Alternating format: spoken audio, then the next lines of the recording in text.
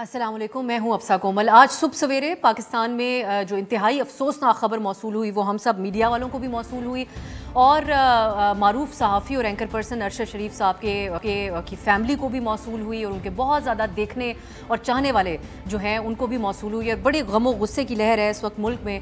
और ये वाक़या आप लोग जैसा कि अब तक जानते होंगे कि अफ्रीकी मुल्क केनिया में ये पेश आया, जहाँ पर उनको बेदर्दी से कत्ल कर दिया गया।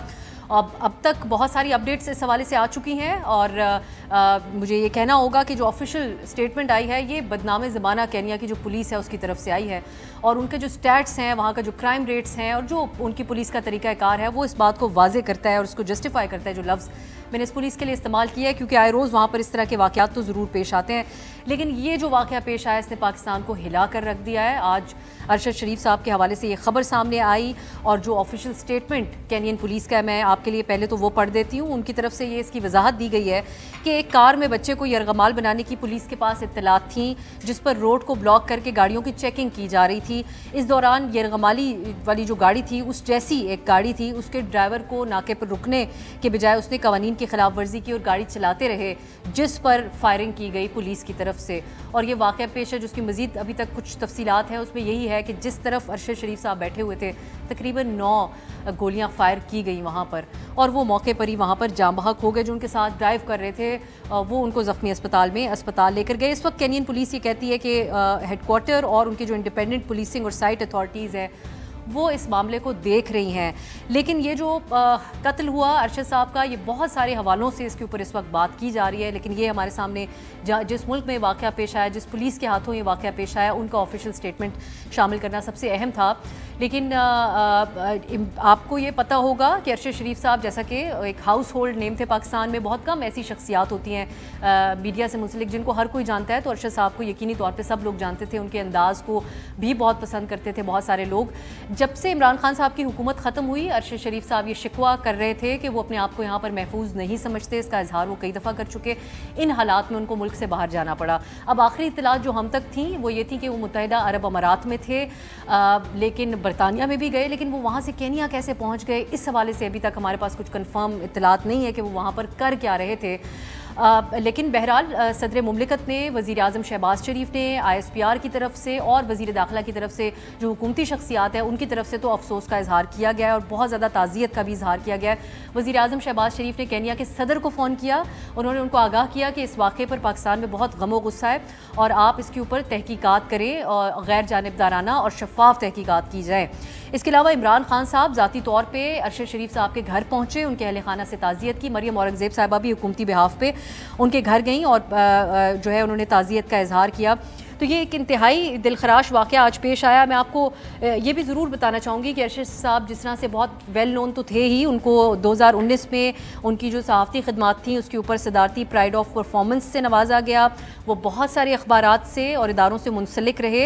इस वक्त आखिर जो उनका प्रोग्राम था वो ARY पे, आप लोग सब जानते हैं कि वो प्रोग्राम करते थे, लेकिन उससे पहले वो दुनिया न्यूज़ से भी मुंसलिक रह चुके। डॉन न्यूज़ पे एक बहुत बड़ी पोजीशन के ऊपर भी वो मुंसलिक रहे और दीगर अखबारात में भी वो काम करते रहे। तकरीबन 1993 में उन्होंने अपने करियर का आगाज़ किया था और अभी जिस वक्त उनको बेईमाना तौर पे कत्ल किया गया उनकी उम्र 50 साल थी।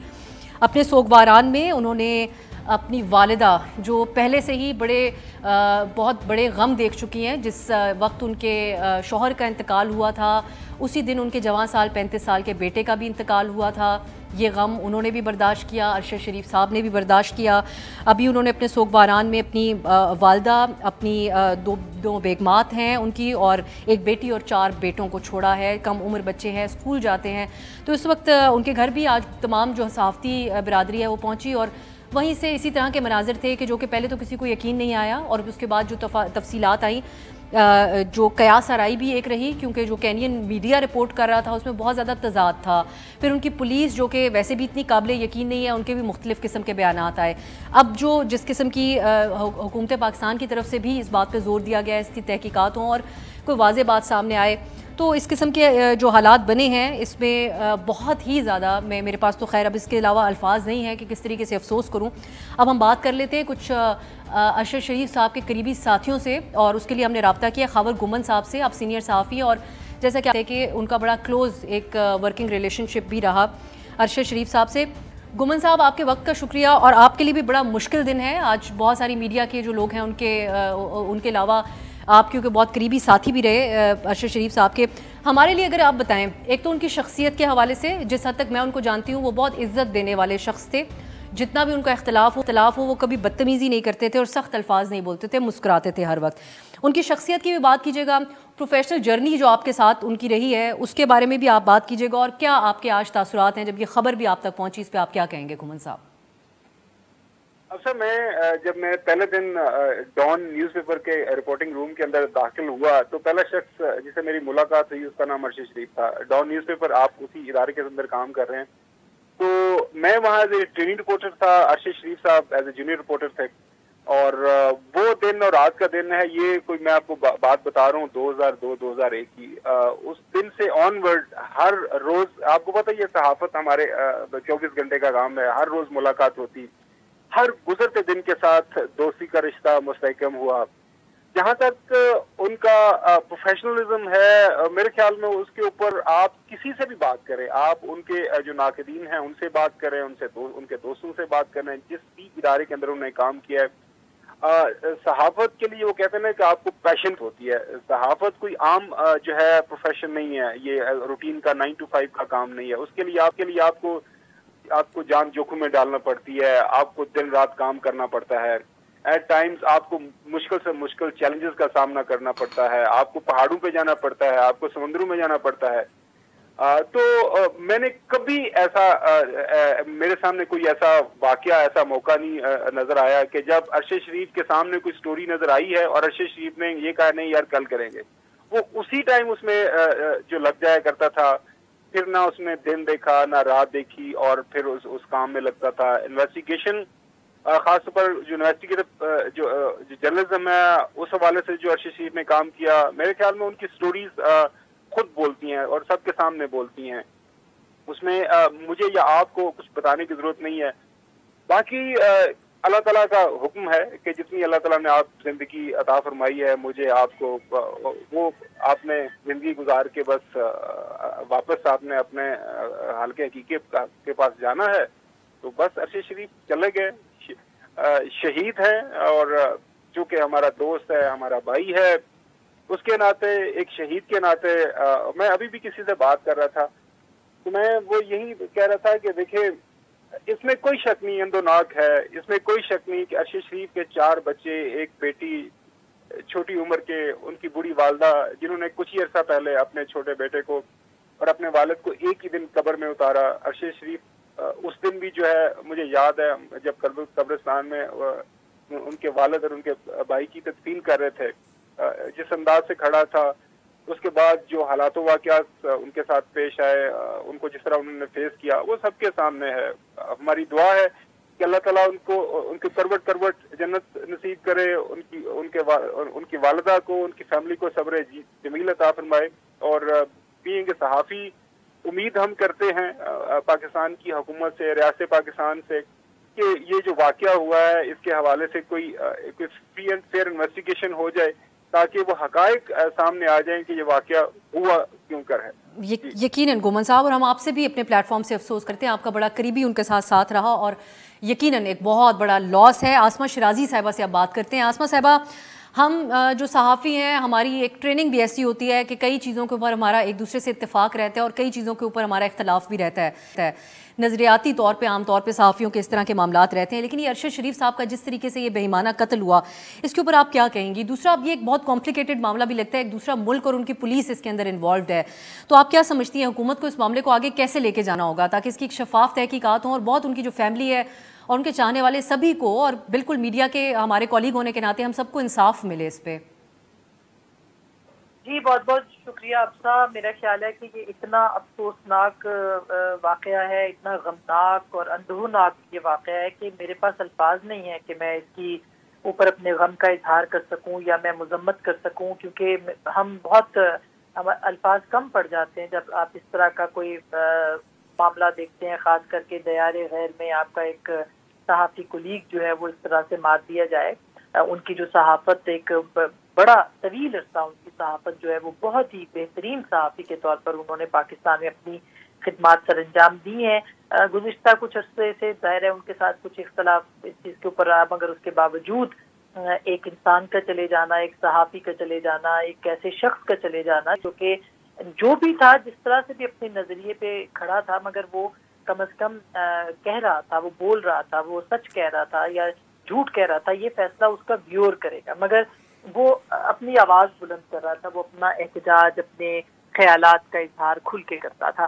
ارشد شریف کی فیملی، ان کے بچے، ان کی فیملیز جو ہیں وہ بالکل ان کے ساتھ پوری ہمدردی. اور جہاں تک آپ نے کہا کہ انویسٹیگیشن ہونی چاہیے، یہ ایک اندھا قتل نہیں ہونا چاہیے کہ پولیس نے ایک گاڑی کو روکا اور گاڑی کو روکا تو نہ رکنے کے اوپر فائر کر دیا، اور پولیس جو ہے خود نیروبی کی وہ تصدیق کر رہی ہے کہ وہ اس کے اندر ملوث تھی. اب تو کوئی شبہ نہیں رہا کیونکہ بہت سارے اسٹیٹمنٹس جو ہیں وہ ان کے آفیشلز کے آ چکے ہیں. پاکستان کے پرائم منسٹر نے فون کیا ہے، ان کے صدر کو، اسی طرح سے پاکستان کی وزارت خارجہ ایکٹو ہے. تو اس کا کوئی نہ کوئی نتیجہ نکلنا چاہیے، اس کی کوئی نہ کوئی تحقیقات جو ہیں ان کو کسی انجام تک جانا چاہیے. اور میری ایک آپ کے پلیٹ فارم کے توسط سے ایک درخواست ہے کہ بالکل جو انٹرنیشنل تنظیمیں ہیں ان کو اس کے اوپر جو صحافتی جو تنظیمیں ہیں جو تحفظ سے متعلق ہیں ان کو آگے آنا چاہیے اور ان کو یہ انویسٹیگیشن کو لیڈ کرنا چاہیے. ہو سکتا ہے کہ پاکستان کے اندر جو ہے وہ ابہام ہو یا پاکستان کے جو اعلیٰ عہدیدار ہیں وہ اس کو پوری طرح سے نہ دیکھ سکیں، لیکن جو انٹرنیشنل آرگنائزیشنز ہیں، جو تنظیمیں ہیں صحافیوں کی، جیسے RSF ہے، جیسے IFJ ہے، جیسے دیگر جو تمام تنظیمیں ہیں، وہ اس کے اوپر جو ہے وہ ان کو پن پوائنٹ کریں کینین گورنمنٹ کو. اور ہماری حکومت بھی جو ہے وہ اس معاملے کے اوپر فالو اپ کرتی رہے، ہماری فارن آفس کرتی رہے، ہماری گورنمنٹ کرتی رہے، ہماری اتھارٹیز کرتی رہے کہ یہ لوگ جو ہیں، یہ گورنمنٹ جو ہے کینیا کے اس پہ پریشر رہے کہ وہ ان تحقیقات کو کسی نتیجے تک لے کے جائیں. بہت شکریہ آسما صاحبہ آپ کا. اور یقینی طور پہ جو انسانی حقوق اور صحافتی تنظیمیں ہیں ان حوالوں سے بھی ان کا اس میں انٹروین کرنا بہت اہم ہے کہ صرف اس ایک ہفتے کی اگر ہم بات کریں تو 2 بھارتی جو صحافی تھے یا صحافت سے تعلق رکھنے والے لوگ تھے ان کا بھی یہاں پر کینیا میں قتل ہوا، ایک مسنگ ہو گئے اور ان کو پرسیو ڈیڈ کیا گیا ہے. اور خود کینین ایک فوٹو جرنلسٹ کا بھی کل ہی اس طرح کی اطلاعات رپورٹ ہوئی تھیں کہ اس کو بھی ہٹ اینڈ رن کے کیس میں اس کو قتل کر دیا گیا. تو یہ معاملہ یقینی طور پہ ہماری حکومت کو اس کو فالو اپ کرنا چاہیے اور اس کو بہت سنجیدگی سے لینا چاہیے. میری ایک اور بھی ریکویسٹ ہوگی کہ ہم میڈیا کو بھی قیاس آرائیوں سے پرہیز کرنا چاہیے اور مرحوم کو بھی رسپیکٹ کرتے ہوئے جو حقیقی طور پہ تحقیقات میں باتیں سامنے آئیں اس کے حوالے سے رپورٹ کرنا چاہیے اور حقائق کو سامنے رکھنا چاہیے. کہتے ہیں اب اسلام آباد ہائی کورٹ سے آج بڑی اہم خبر آئی. عمران خان صاحب کے توشہ خانہ ریفرنس کے حوالے سے جو فیصلہ تھا اس کی درخواست لے کر اسلام آباد ہائی کورٹ کے پاس PTI گئی تھی. اس استدعا کو اسلام آباد ہائی کورٹ نے مسترد کر دیا. چیف جسٹس اطہر منلہ نے ریمارکس دیے کہ جس قانون کے تحت عمران خان صاحب نااہل ہوئے وہ تو صرف اسی نشست کی حد تک ہے. یہ بڑی اہم بات ان کی طرف سے سامنے آئی اور پھر کہا کہ عمران خان صاحب اگر دوبارہ الیکشن لڑنا چاہتے ہیں تو لڑ سکتے ہیں. عمران خان صاحب پر الیکشن لڑنے کی کوئی پابندی نہیں ہے. اور اس طرح جو پلی لے کر گئے تھی PTI کہ ان کرم کا جو الیکشن ہونا ہے اس میں خان صاحب نے پارٹیسپیٹ کرنا ہے، انہوں نے کہا اس کے اندر وہ حصہ لے سکتے ہیں، اس میں کوئی مسئلہ نہیں ہے. لیکن اس کے بعد دوسری خبر یہ آ گئی کہ الیکشن کمیشن آف پاکستان نے بھی تفصیلی فیصلہ جاری کر دیا. اب اس وقت بہت ساری باتیں کی جا رہی ہیں، ہم بات کرتے ہیں کیونکہ ہمیں حکومت بھی بہت سارے معاملات کے اوپر کارروائی کرتی ہوئی نظر آ رہی ہے PTI کے حوالے سے. جس طرح کہ دہشت گردی کے 21 تاریخ کو جو احتجاج ہوا اس کے اوپر کیسز بنے، دفعہ 144 کے بھی بنے، لیکن دہشت گردی کی دفعات کے اوپر بہت سارے سوالات اٹھائے گئے ہیں. لیکن دوسری طرف یہ ہے کہ اس وقت PTI کیا چاہ رہی ہے آگے معاملات کے حوالے سے، اس پہ بھی بات کر لیتے ہیں. میرے ساتھ سینیٹر اون عباس صاحب ہیں، آپ تحریک انصاف جنوبی پنجاب کے اور سینئر رہنما ہیں. بہت شکریہ اون صاحب آپ کا. اسلام آباد اسٹوڈیو میرے ساتھ بلال کیانی صاحب ہیں، آپ PMLN کو ریپرزینٹ کریں اور کوارڈینیٹر ہیں پرائم منسٹر صاحب کے برائے اکانومی. بہت شکریہ آپ دونوں کا. میں آغاز سینیٹر صاحب آپ سے کر لیتی ہوں. اون صاحب، آج جو اسلام آباد ہائی کورٹ کے جو ریمارکس آئے ہیں وہ بہت اہم ہیں. ایک طرف آپ کونسل کی طرف سے یہ آرگیو کیا گیا کہ ایک موقع پر، یہ بھی میرے لیے بڑی دلچسپ بات تھی، انہوں نے کہا کہ لوگوں کو سمجھ نہیں آئے گا یہ معاملہ، لیکن جسٹس اطہر صاحب نے کہا کہ یہ کورٹ کی ڈیوٹی نہیں ہے کہ عوام کو ہم ایکسپلین کرتے پھریں. بڑا واضح طور پہ عدالت کی طرف سے جواب آیا. انہوں نے اس چیز کا بھی انتظار آپ کو کرنے کا کہا کہ الیکشن کمیشن کا تفصیلی فیصلہ آئے اور یہ جو شک و شبہات آپ کے الیکشن کمیشن کے حوالے سے ہیں نا اس کو بھی کافی حد تک انہوں نے کلیئر کیا. انہوں نے کہا عدالت نے یہ ایک آئینی ادارہ ہے الیکشن کمیشن آف پاکستان، وہ کیسے فیصلہ بدل سکتا ہے. تو کچھ معاملات آپ لوگوں کے ایڈریس ہوئے، اب آپ کو مزید بھی کوئی امید ہے کہ یہ معاملات ریورس ہو سکتے ہیں یا پھر اب کوئی کلیئرٹی مل گئی ہے کہ آگے کیسے بڑھنا ہے؟ شرجیل میمن صاحب کو بھی ویلکم کہہ دیتی ہوں، انہوں نے بھی جوائن کیا ہے. اون صاحب. اعوذ باللہ من الشیطان الرجیم، بسم اللہ الرحمن الرحیم. بی بی آج تو بڑا میرے خیال سے اسلام آباد ہائی کورٹ نے بہت سارے ابہام کلیئر کر دی. جس دن یہ فیصلہ آیا تھا، اگر آپ کو یاد ہو، آج سے 3 دن پہلے یا 4 دن پہلے، اس دن جو الیکشن کمیشن آف پاکستان کی جو بدنیتی تھی وہ تو بڑی کھلی طرح عیاں ہو گئی تھی. یعنی کہ پہلی بات ہے کہ انہوں نے ایک فیصلہ کیا، جس فیصلے کے بعد انہوں نے کہا جی 5-0، یعنی کہ 5 ممبران انکلوڈنگ دا چیف جو کہ الیکشن کمشنر ہے، انہوں نے کنسنسس ایک فیصلہ دے دیا. فیصلے کی کاپی ایشو نہیں کی گئی، اور بعد میں پتہ لگا کہ ایک ممبر جو کہ پنجاب کا ممبر تھا وہ موقع پہ موجود ہی نہیں تھا، اور یہ بہانہ بنا دیا کہ جی وہ بیمار ہے، وہ یہاں نہیں ہے. حتیٰ کہ جو خبریں پائی جا رہی ہیں وہ بھائی صاحب لاہور میں تھے، اور بعد میں آج سے کوئی 1 دن پہلے، یعنی میں آپ کو انفارمیشن دے رہا ہوں، آپ کی خبر، آج سے 1 دن پہلے ان کے گھر پہ لے جا کے یہ سائن کروایا گیا تاکہ وہ کنسنسس بلڈ ہو سکے. نمبر 1. پھر یہ کہا جی ہم جو ہے فیصلہ ایشو نہیں کریں گے. فیصلے آنے کے 36 صفحوں کا ایک فیصلہ سوشل میڈیا پہ ایشو ہو گیا. اب اس فیصلے کی روح سے بڑی کاروائی جی عمران خان صاحب کو نیل قرار دی، یہ قرار دی. آج کم از کم اسلام آباد ہائی کورٹ نے 2 پوائنٹ ریز کیے. انہوں نے کہا جی ہمارے پاس کیونکہ سائنڈ کاپی ججمنٹ نہیں ہے، جو کہ الیکشن کمیشن کی بدنیتی ہے، ابھی تک فیصلہ ایشو نہیں کیا، تو جب تک وہ نہیں آتی اس فیصلے کو کالعدم قرار دینا وہ پریکٹیکلی پاسبل نہیں ہوگا.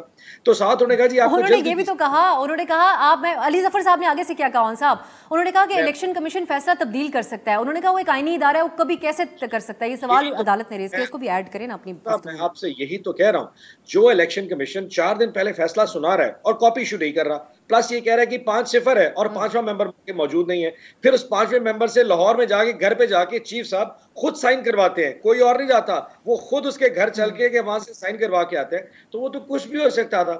تو چیف الیکشن جب یہ علی ظفر نے پوائنٹ ریز کیا کہ سر ہمیں آپ کلیریفائی کریں، تو کم از کم ایک چیز بڑی کلیئر ہے کہ خان صاحب کو میاں والی کی سیٹ تک نااہل قرار دیا جائے، اور وہ قرم ایجنسی کا الیکشن لڑ رہے ہیں. نمبر 1. نمبر 2، وہ کہیں سے ڈسکوالیفائی نہیں، اگلا جنرل الیکشن بھی کوئی لڑیں گے. اینڈ نمبر 3، انہوں نے کہا آپ 3 دن کے اندر الیکشن کمیشن کو کہا کہ جی آپ اپنا یہاں پہ رپورٹ سبمٹ کریں تاکہ اس کے میرٹس اور ڈی میرٹس کو جانچا جا سکے کہ جو فیصلہ آپ نے اتنی جلدی میں بدنیتی بھی کیا اس کے میرٹس اور ڈی میرٹس کیا. تو آئی تھنک لیگل بیٹل جو ہے وہ تحریک انصاف کم از کم 50% تو آج جیت چکی ہے، اور کہیں سے بھی یہ ثابت اچھا جو باتیں کی جا رہی ہیں اون صاحب کہ آگے مزید لیگل بیٹل دوسرے معاملات کے اندر آپ لوگوں کے لیے زیادہ مشکلات بنا سکتی ہے، میں اس پہ بھی آپ سے بات کرنا چاہوں گی. بلال صاحب آپ اپنا پہلے کامنٹ کیجیے گا. اب آپ نے اون صاحب کو سن لیا، وہ تو یہاں تک کہہ رہے ہیں. اب ہم نے الیکشن کمیشن کے پیغام میں سنا تھا کہ جو ایک عہدیدار تھے الیکشن کمیشن کے، ان کو ڈینگی ہو گیا تھا اور وہ بیمار تھے. تو اب آپ وہ یہ براہ راست الزام لگا رہے ہیں کہ ان کو زبردستی سائن کروایا گیا لاہور میں جا کے، یہ ایک الزام ہے. اور پھر ٹیکنیکل گراؤنڈز کے اوپر جس طریقے سے الیکشن کمیشن نے نااہلی کی عمران خان صاحب کی، وزیر قانون اس دن آ کر 5 سال کے لیے نااہل کیوں کہہ رہے تھے؟ تو ایسا لگ رہا ہے کہ آپ لوگوں نے وقت سے پہلے سیلیبریٹ کر لیا اس فیصلے کو. جی بسم اللہ الرحمن الرحیم. دیکھیے بات سیلیبریٹ کرنے کے لیے بات تو بنیادی طور پہ، اور آپ ان ٹیکنیکلٹیز پہ کہ ممبر کی مرضی سے کیا یا نہیں کیا، ممبر نے اگر مرضی سے نہیں کیا تو وہ بتا دیں کہ کیا ان کی مطلب کہ ان کو انڈر ڈیوریس کیا گیا. یہ تو باتیں کہنا آسان ہے، مگر وہ وہی کنفرم کر سکتے ہیں کہ ایسی بات ہے کہ نہیں. بہرحال ہمارے سامنے ایک جو چیز ہے یہ سیلیبریٹ کرنے کی نہیں ہے، یہ بڑی دکھ کی بات ہے کہ ایک وزیر اعظم جو وزیر اعظم کی کرسی پر رہے، جس طرح بھی رہے، وہ جس طرح پہنچائے گئے واٹ ایور اٹ از، انہوں نے اس عہدے کے اوپر یہ جو آپ کے بیرونی دوروں پہ جو ان کو گفٹس ملے اس کے ساتھ انہوں نے اس کی مس ڈکلیریشن بھی کی، ان کو صحیح پروسیجر کے تحت خریدا بھی نہیں، پہلے گھر پہ رکھا، بیچا، پھر رقم جمع کرائی، اور 2-3 اس حوالے سے وائلیشنز کی. بنیادی بات یہ ہے، اب آپ اس کی ٹیکنیکلٹی میں جائیں پہ 5ویں ممبر کے دستخط اور آج کے جو ان کی ڈسکوالیفیکیشن ہے وہ 1 ٹائم تھی یا to the extent of that seat تھی، آگے کی تھی، یہ چیزیں ہم ڈسکس کر سکتے ہیں. لیکن الیکشن کمیشن کے طریقہ کار کے اوپر اس لیے سوال اٹھ رہے ہیں کہ انہوں نے فیصلہ محفوظ 1 مہینہ پہلے سے کیا تھا، وہ پہلے اناؤنس کر دیتے. تو یہ الزام اس لیے ہے کہ وہ کہتے ہیں آپ لوگوں کے اعلی کار ہے الیکشن کمیشن. دیکھیے الیکشن کمیشن کی اگر بطور کمیشن اس میں کوئی پروسیجرل ڈیفیکٹس تھے تو ان کا حق ہے، جائیں اس کو چیلنج کریں، اسلام آباد ہائی کورٹ میں چیلنج کریں. الیکشن کمیشن ہی بہتر اس کی بات کر سکے گا. الیکشن کمیشن کے فیصلے کا یا طریقہ کار کا دفاع تو میں یہاں پہ نہ کرنا چاہتا ہوں، نہ میرا کام بنتا ہے. بٹ ایک چیز ہمارے سامنے آیا ہے جو مٹیریل فیکٹ ہے، وہ یہ ہے کہ توشہ خانہ کے اندر انہوں نے ہیرا پھیری کی، انہوں نے پیسے بٹورے، انہوں نے تحفے تحائف خریدے، اس ویلیو سے کم پہ خریدے، یا انہوں نے کچھ انسٹنسز میں تو ایسا کیا ہے کہ تحفے پہلے ڈکلیئر کیے بغیر اپنے پاس رکھے، بیچے، پھر بعد میں رقم جمع کرائی. ابھی تو یہ بھی سامنے آ رہا ہے کہ 2019 کے بعد جو دورے ہیں اس کی تو انہوں نے تحفے ڈکلیئر ہی نہیں کیے ہوئے. یہ بھی چیز ابھی آگے اس کے حوالے سے بھی فیکٹس آئیں گے. اور باقی جو وزراء ساتھ گئے انہوں نے بھی تحفے ڈکلیئر نہیں کیے. تو یہ سارے فیکٹس ہمارے سامنے ابھی آئے ہیں. دس از دا مین تھنگ کہ ایک تو چلے الیکشن کمیشن نے توشہ خانہ ریفرنس کے اندر ایک ڈسکوالیفیکیشن کر دی, اور ساتھ ہی ساتھ یہ ساری چیزیں انہوں نے, میں I can read the paragraph جو ان کے کنکلوڈنگ پیراگرافس تھے اس ججمنٹ کے, اور اس کے مطابق اب ایک کرمنل پروسیڈنگ بھی ان کے خلاف بنتی ہے. اور ساتھ ہی ساتھ دس از اینڈ جو بنیادی پوائنٹ ہے وہ یہ ہے کہ دیکھیں توشہ خانہ is just the tip of the ice برگ. یہ ایک کڑی ہے وہ سارے, جس طرح فورن فنڈنگ میں آپ نے دیکھا اس کا فیصلہ نہیں آیا ابھی. جی باقی چیزوں کا فیصلہ نہیں آیا نا فورن فنڈنگ کے اندر تو نہیں, بٹ میں آپ سے ہی کہہ رہا ہوں. اور لگ رہے ہیں آپ مجھے باتیں کرتے ہوئے. فورن فنڈنگ کے اوپر تو ایک باقاعدہ انکوائری جاری ہے, اور اس کے اوپر بھی آپ نے دیکھا ہے. آپ کے سامنے ووٹون کرکٹ لمیٹڈ والا معاملہ تو ہے, آپ کے سامنے الیکشن کمیشن کے ایک فیصلے کے اندر آیا ہوا تو ہے کہ فورن فنڈنگ ہے انڈیویجول سے, کمپنی سے, جو ان کے اکاؤنٹس میں ظاہر ہوئی ہے. دا فیکٹ کہ ان نے کافی اکاؤنٹس ڈکلیئر نہیں کیے تھے, دا فیکٹ کہ ان کا فالس ایفیڈیوٹ تھا, یہ تو الیکشن کمیشن کے فیصلے کے اندر ظاہر ہے. اس کی مزید تحقیقات ضرور ہو رہی ہے, مگر یہ ڈکلیئرڈ فیکٹس ہیں. تو بنیادی بات یہ ہے. باقی ٹیکنیکلٹیز کے اوپر, پانچویں ممبر کے سائن کے اوپر یا ان کی جو ڈسکوالیفیکیشن ون ٹائم ہے وہ علیحدہ ہے, بٹ ایک اسٹیبلشڈ فیکٹ ہے کہ توشہ خانہ کے کیس میں اور فورن فنڈنگ میں چوری ہوئی ہے, اور عمران خان صاحب اس کے مجرم ہیں. شرجیل میمن صاحب, آپ کی جماعت اس وقت کیا سوچ رہی ہے حکومت پہ بیٹھ کے؟ اب آپ لوگوں کے خیال میں کہ ٹیکنیکل گراؤنڈز کے اوپر نااہلی ہونا, اس کو 5 سال کی وزیر قانون نے آ کر نااہلی کہہ دیا, جا کے تب تک یہ جو الیکشن کمیشن ہے اس کا تفصیلی فیصلہ بھی نہیں آیا تھا. جو قانونی ماہرین ہیں وہ بھی سمجھنے کی کوشش کر رہے تھے کہ ایکچولی یہ فیصلہ آیا کیا ہے. لیکن دوسری side per P T I کا ایک موقف بھی ہے, وہ ایک تاثر دے رہے ہیں کہ یہ پوری جو ایکسرسائز کی گئی تھی حکومت بھیجنے کی پی ٹی آئی کے اور آپ لوگوں کے حکومت میں آنے کی, یہ اپنے کیسز ختم کرنے کے لیے کی گئی تھی. اس میں پہلے جو فیصلے آ چکے زرداری صاحب کے حوالے سے یہ جو 25 سال پرانا کیس تھا اس کا فیصلہ آ گیا. آپ لوگ مطمئن ہیں حالات میں جو عمران خان صاحب کے حوالے سے کارروائی ہو رہی ہے, یا کوئی نہ کوئی کوسچن ریز کرتی ہے پیپلز پارٹی بھی دیگر جماعتوں سے؟ شکریہ. اچھا, پہلے تو میں ایک بات واضح کر لوں کہ اس سے پہلے کسی گیسٹ نے کیا بات کی مجھے پتہ نہیں ہے, کہ مجھے آواز آپ لوگوں کی کوئی نہیں آ رہی تھی. آپ کا کوشچن میں نے پورا سنا تھا, میں اس کا جواب دے دوں.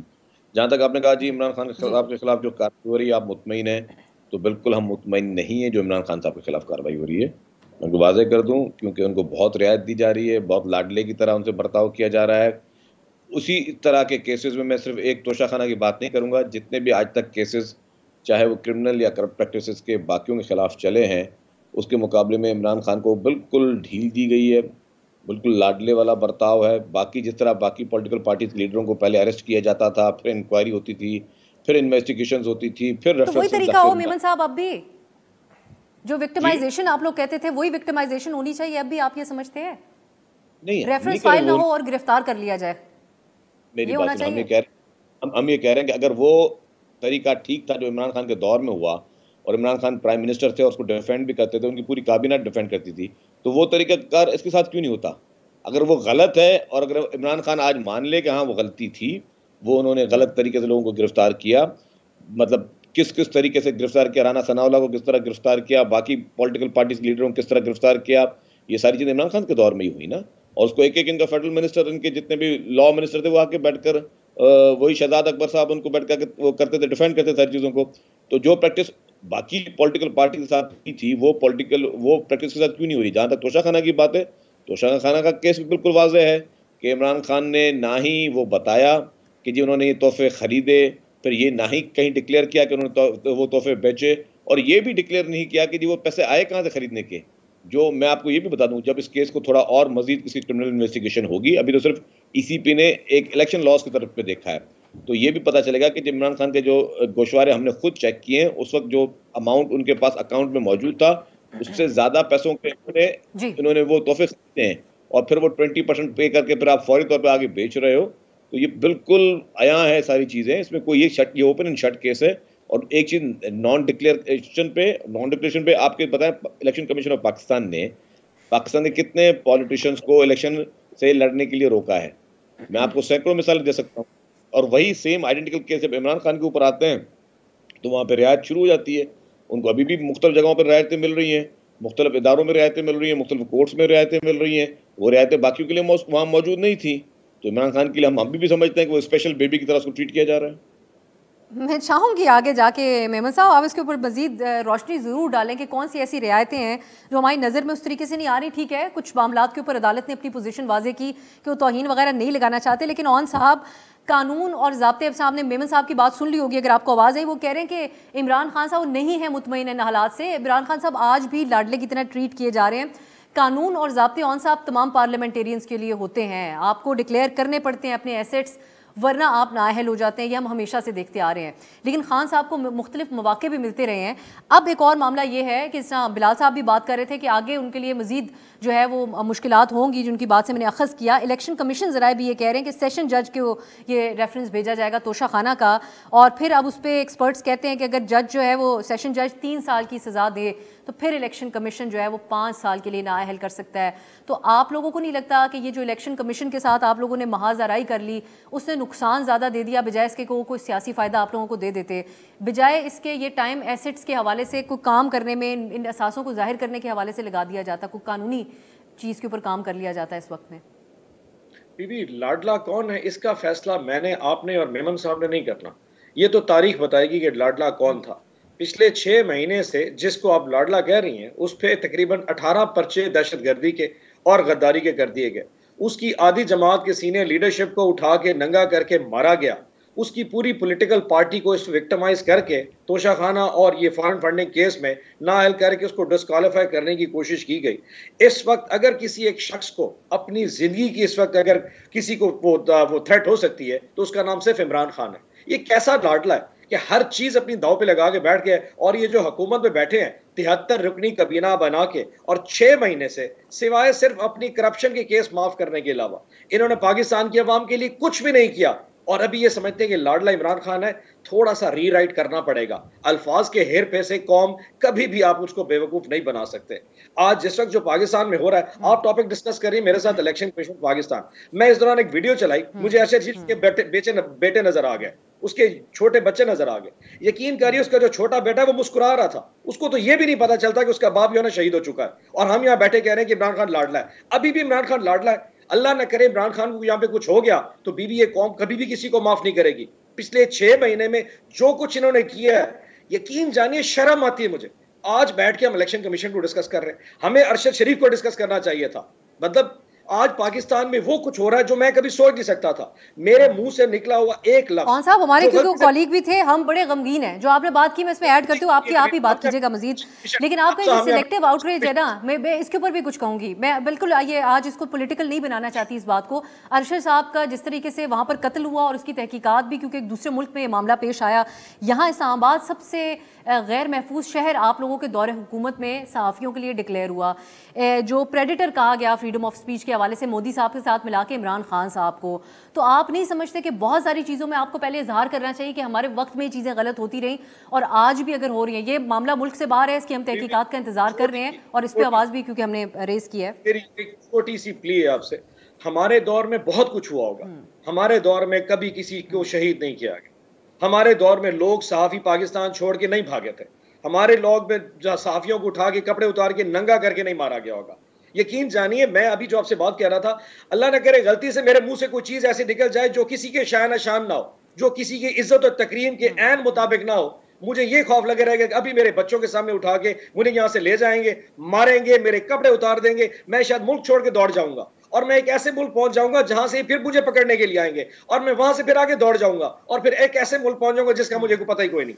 اس کی قتل کی تو انویسٹیگیشن بعد میں ہوگی, وہ قاتل تو بعد میں. پہلا تو سوال یہ آخر ملک سے دوڑا کیوں تھا, وہ یہاں سے اس کو بھاگنے کی ضرورت پیش کیوں آئی؟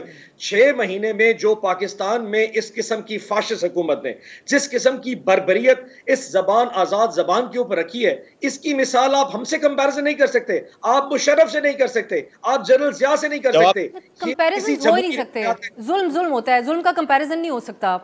اون صاحب مجھے بریک کی طرف جانا ہی کہتے ہوئے کہ یہ واقعہ آج واقعی ہم سب بہت زیادہ غمگین ہیں, ہمارے پاس ویسے بھی الفاظ نہیں ہیں. ارشد شریف صاحب ہم سب کے لیے بہت عزیز تھے, لیکن بچانے والی بھی خدا کی ہی ذات ہوتی ہے. یہاں پہ ابصار عالم صاحب کو جس طرح گولی خدا نے ان کو بچا لیا.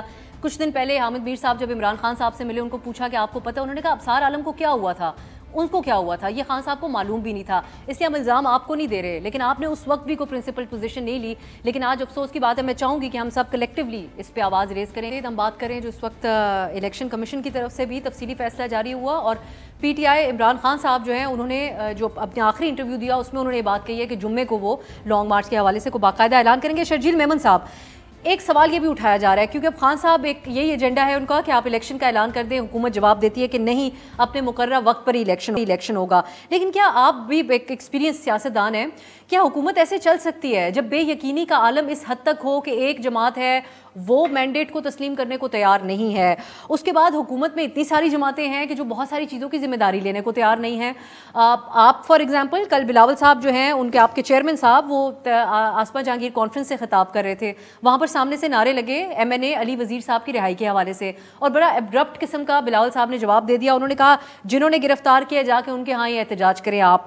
لیکن آپ سمجھتے ہیں پروڈکشن آرڈر کے لیے آپ لوگوں نے بھی بڑا ان کو پروٹوکول کے ساتھ بلا لیا تھا, دلوا دیے تھے ووٹ لینے کے لیے, تو اس وقت آپ لوگ بھی اونرشپ بہت ساری چیزوں کی نہیں لے پا رہے ہیں, تو اس قسم یہ کوئی پاور ہے حکومت میں ہوتے ہوئے آپ لوگوں کے پاس, آپ لوگ کل کو جواب دہ ہو پائیں گے یا خان صاحب والا ہی جواز پیش کریں گے کہ ہم کچھ نہیں کر رہے تھے؟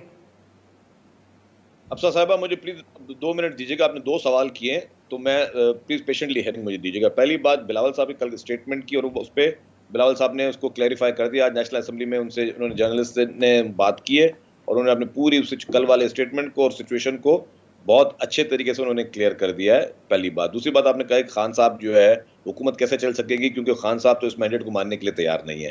میں آپ سے شروعات کرتا ہوں تھوڑی دیر 2018 کے الیکشن کی.